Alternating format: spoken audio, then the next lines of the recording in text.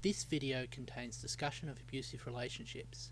If such content disturbs you, you may wish not to watch this video. I'm truly sorry that I have to exclude you, but I couldn't find any other way to broach this topic.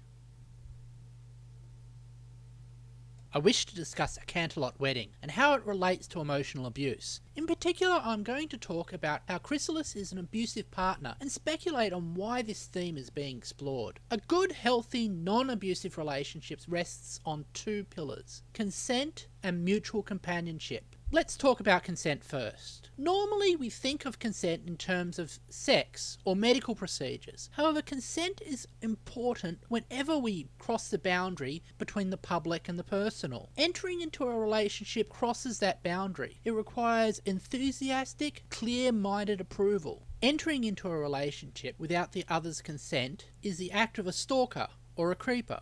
Acquiescence that is gained via deceit isn't consent. Chrysalis' impersonation of Cadence violates consent because Shining Armour thinks the relationship is with Cadence, not Chrysalis. Consent also requires clear thought. Mental illness can remove the ability to consent, as can alcohol or other drugs. Because of this, mind control clearly also violates consent. However, consent isn't the only problem with this relationship. It raises many of the emotionally abusive relationship red flags. Indications that what is going on isn't mutual companionship. Chrysalis belittles Shining Armour. I hope I'm not interrupting anything important. Chrysalis treats Shining Armour only as an object to achieve her desires.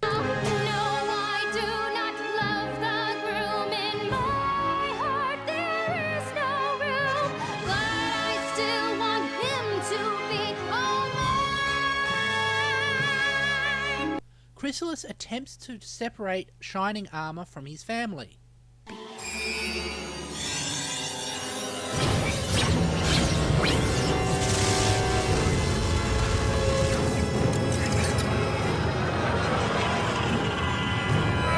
Chrysalis has a bad temper.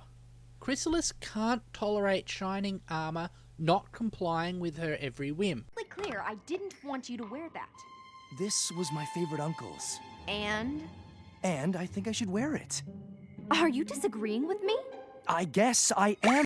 So why is My Little Pony tackling such a dark topic? Its core demographic isn't old enough to start dating, let alone be involved in a committed relationship. The narrative perspective used gives us a clue. The story is told almost completely from Twilight's perspective. This helps us empathise with Twilight and have her act as the audience surrogate. We become, like Twilight, witnesses to the abuse. Many cases of emotional or physical abuse, it is not visible to those outside the intimacy of the family. The story seems to be directed at children in an analogous situation, acknowledging that their experiences are not always going to be believed, but at the same time promoting the virtue of keeping hold of that truth, even when the world turns against them. I'm sure some of you are thinking I'm reading too much into this. What I see as abusive relationship dynamics is simply a villain being bad. But in an era where the Stephanie Meyers of the world are romanticising abuse, it is good to see a show where this behaviour is treated as something villainous people do.